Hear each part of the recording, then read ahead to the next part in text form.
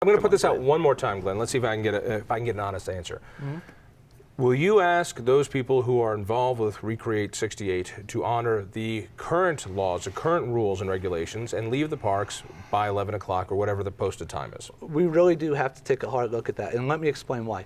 We have reached out to the city to try to continue to negotiate on that issue, so we feel like that hasn't been completely exhausted the dialogue. Assuming that the city doesn't change one iota and demands that you respect whatever law they have in place as of this time, will you respect those laws? I think that's a fair question. I'd like an answer. I want to explain to you how this would play out.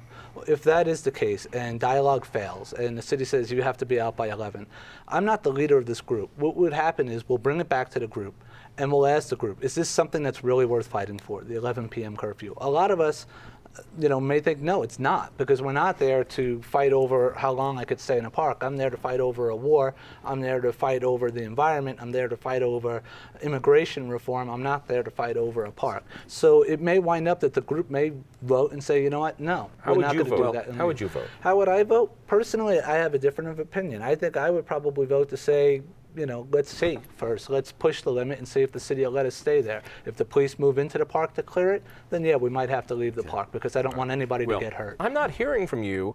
I mean, I hear over and over, yes, we want a peaceful demonstration. Yes, we want a peaceful demonstration. We start every meeting with a peaceful demonstration. Right. What I want to hear, however, is not only do we want a peaceful demonstration, we want a lawful demonstration.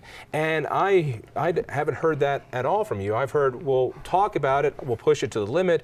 If the cops come, we don't want violence, but I'm not hearing you call for your people and the people that work with you. I'm not. I'll be very clear about say that. we respect the law. Look, why don't you respect the law? Nonviolent civil disobedience has a long history in this country. Are you calling for disobedience? Yeah, we are. We're open about that. We have holidays that celebrate people who engage in nonviolent civil disobedience, like Martin Luther King. This country was founded on a revolution that started with nonviolent civil disobedience at the Boston Tea Party. It's a tradition in America. And if people are nonviolently protesting and are being civil disobedient, they do know that they run the risk of being arrested to make their political statement. That has been historically used in this country for centuries. I don't know why that shouldn't be afforded to us to make that free choice to decide to engage in that type of behavior. As long as it's nonviolent and it's not hurting anybody, I think that people should have a right to make that choice. If they want to violate the law and put themselves at risk of being arrested to have a political statement made, that should be open to the people to make their choice to do that as long as they behave nonviolently. I've been very clear about that.